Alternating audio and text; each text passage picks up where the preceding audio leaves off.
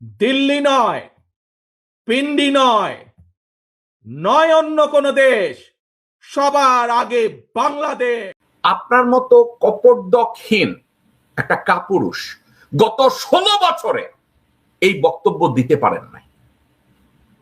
বাংলাদেশে আপনার মাকে নিয়ন্ত্রণ করছে যারা আওয়ামী লীগের হয়ে, আপনার মাকে যারা অসুস্থ বানিয়েছে আওয়ামী লীগের হয়ে, ভারতের হয়ে, আজকে ওই লোকগুলোর কাছে বশ্যতা স্বীকার করে তাদের নেতৃত্ব মেনে নিয়ে এখন তাদের দেওয়া ন্যারেটিভ আপনি ওখানে বসে দিচ্ছেন।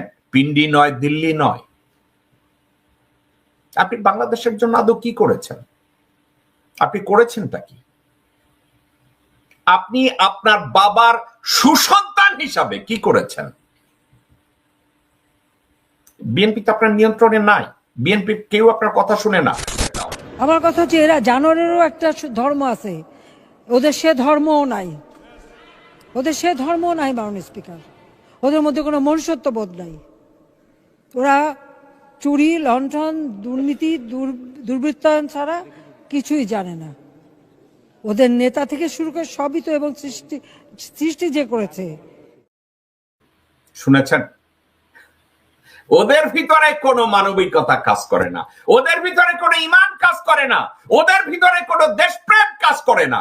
ওদের ভিতরে শুধু কাজ করে নেমোখারামি, বেঈমানি, দেশদ্রোহিতা, মুনাফিকি, ফাসিকি, এগুলো ওদের মধ্যে কাজ করে। হাসিনা বলছে, কেন বলছে জানেন? হাসিনার চেয়ে ভালো আর কে জানে? এই হাসিনা আমানুল্লাহ আমানকে বসায় বসাইয়া কলা খাওয়াইছে, বলছে তোমার ব্যক্তিগত খোঁজ খবর নেব। এবং আমানুল্লাহ আমান এই দায়িত্ব পালন করেছে। কেমনে পালন করেছে জানেন? পুরা আন্দোলনের মুখে পুলিশদের কানে কানে বলে, প্রধানমন্ত্রীকে বলেন আমি আমার দায়িত্ব পালন করছি। মির্জা ফাক সে বলছে আন্দোলনে লক্ষ লক্ষ লোক তার সামনে, যেখানে লক্ষ লক্ষ লোককে শক্তি তাকে বলিয়ান করবে, বলিয়ান না হয়ে সে মাইক্রোফোনে বলে এবার কি বলবো। মির্জা ফাক তার জবাবে হাসিনা বলছে তোমরা মুনাফিকের গোষ্ঠী, তোমরা ফাসেকের গোষ্ঠী, তোমরা বেঈমান, তোমাদের ভিতরে কোনো ইমানদারিত্ব নাই, আনুগত্য নাই, তোমাদের ভিতরে কোনো দেশপ্রেম নাই, তোমরা হচ্ছে বেঈমানের দল। এবং এই বেঈমানের দলগুলোকে নিয়ে বেগম জিয়া জানার পরেও বেগম জিয়া তাদেরকে নিয়ে রাজনীতি করে, এবং বেগম জিয়া অনেক কষ্টে এই কথাটা বলছিল। অনেক বড় বড় নেতা বানিয়েছিলাম, অনেক বড় বড় পদ দিয়েছিলাম, মন্ত্রী বানিয়েছিলাম, যারা কিছুই ছিল না, যাদের এই বিএনপি দিয়ে, শহীদ জিয়া রহমান দিয়ে, আমার দিয়েই অনেক বড় হয়েছে, অনেক কিছু মালিক হয়েছেন, তিনারা সব বেঈমানি দালালি। শুনেছেন? উনি টের পেয়েছে, উনি টের পেয়ে গেছে যে বিএনপির এরা মুনাফিক, এদের কোনো আনুগত্য নাই, এদের কোনো অস্তিত্ব নাই, এদের কোনো ধর্ম নাই, এদের কোনো উদারতা নাই, এদের কোনো ঈমান নাই, এরা বেঈমান। এরা বলেছে। আপনি নিজে চিন্তা করে দেখেন তো, মির্জা ফাকের মতো লোক কি বলে একটু শুনেন। বেগম জিয়া কি বলে এবং মির্জা ফাক কি বলে। আগে বেগম জিয়া কি বলে এটা শুনেন। জিয়াউর রহমান বেঁচে থাকলে অনেকেই বলে বাংলাদেশের চেহারা আজকে অন্যরকম হতো। সেজন্যই তো আজকে বাংলাদেশকে যারা চায় না কখনো বাংলাদেশ উন্নতি করুক, বাংলাদেশ এগিয়ে যাক, তারা আজকে ষড়যন্ত্র, তারা তখন ষড়যন্ত্র করে জিয়াউর রহমানকে এই দুনিয়া থেকে সরিয়ে দিই। বেগম জিয়া যখন এই কথাটা বলে তার পিছনে কে বসা ছিল?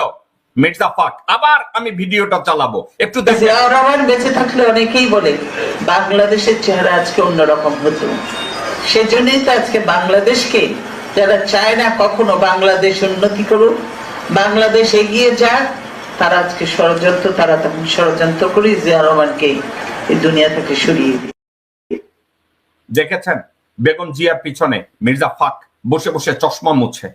এই বেগম জিয়া এটা বলেছে, ঠিক আছে, বেগম জিয়া এটা বলেছে।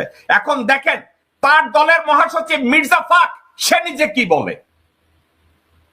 যে শহীদ প্রেসিডেন্ট জিয়া রহমানের মৃত্যু যদি 1981 সালের মে মাসে না হয়ে যদি 2015 সালে হতো তাহলে এই বাংলাদেশের ভাগ্যে কি ঘটতো আমি জানি না, তবে সম্ভবত সেটা লাইবেরিয়া অথবা আফগানিস্তানের মতো একটা ব্যর্থ রাষ্ট্রে পরিণত হতো।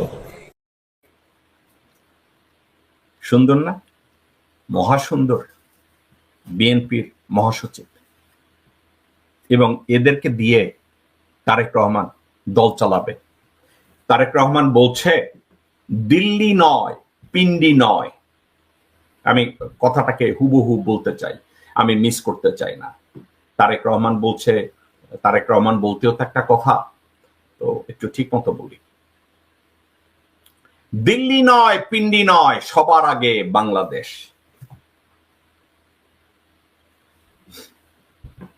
আমার কি প্রশংসা করা উচিত না? ওকে, আপনাদেরকে আমি ঠান্ডা মাথায় একটা কথা বলি। 54 বছর আগে পাকিস্তান বাংলাদেশে ইন্টারভিন করতে চাইছে, ঠিক আছে? গত 54 বছরে পিন্ডি, রাওয়ালপিন্ডি এখন পাকিস্তানের রাজধানীও না, এখনো সে ওই ভারতের যে ন্যারেটিভ পিন্ডি, ওই ভারতের ন্যারেটিভ ধরে বাচাধন তারেক রহমান লন্ডনে বসে আছে। তারেক রহমান সাহেব, আপনার কি মনে নাই রাওয়ালপিন্ডি এখন আর রাওয়ালপিন্ডি না? পাকিস্তানের রাজধানী এখন ইসলামাবাদ। এখন আপনি পিন্ডি ধরে আছেন। পিন্ডি তো ইন্ডিয়ান ন্যারেটিভ, আপনি এখনো পিন্ডি ধরে বসে আছেন। এবং আপনার তথাকথিত পিন্ডি গত 54 বছরে বাংলাদেশের স্বরাষ্ট্র, পররাষ্ট্র, বাণিজ্য কোন নীতিতে তারা ইন্টারভিন করে নাই। তারা তাদের কোন পলিসি বাংলাদেশের উপরে ইম্পোজ করে নাই। এখন আপনি পিন্ডির নাম নেন কেন? পিন্ডি তো গত 54 বছরে বাংলাদেশে কোনো কিছু করে নাই। গত 54 বছরে পিন্ডি করেছে এমন একটা উদাহরণ আপনাকে যদি কেউ দেয়, আপনি তো দিতে পারবেন না। তারেক রহমান, আপনি কেন লোকজনের সাথে ইন্টারভিউতে যান না আপনি জানেন? আপনার লেখাপড়া নাই। অনেকে বলে আপনি ম্যাচিউরড হয়েছেন, অনেকে বলে আপনি নাকি লন্ডনে বসে লেখাপড়া করেছেন।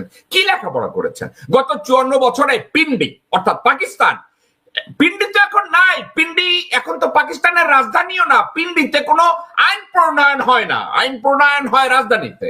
তো আপনি এটা নিয়ে কি বলছেন? পিন্ডি নয়, দিল্লি নয়, আপনি পিন্ডিটাই আগে বললেন। যেই পিন্ডি, যেই পাকিস্তান গত 54 বছরে বাংলাদেশের কোন জায়গায় ইন্টারফেয়ার করে নাই, সে পিন্ডি নাকি? পিন্ডির কোন লোক আপনাকে এসে বলছে এইটা সেইটা আছে নাকি কোথাও? নাই তো। আপনি পিন্ডির নাম নিলেন কেন? ইন্ডিয়ান ন্যারেটিভ তৈরি করতে হবে, ইন্ডিয়ার দেয়া লাইনটা আপনাকে পড়তে হবে, দিল্লি নয়, পিন্ডি নয়। কে দিছে? মাহদি আমিন। আপনি কি ওই ইদানিং সালাউদ্দিন আর মাহদি আমিনের দেওয়া তত্ত্বের উপরে লাফাইতেছেন, নাকি স্পিচ রাইটার ওই বলদ এখনো আছে?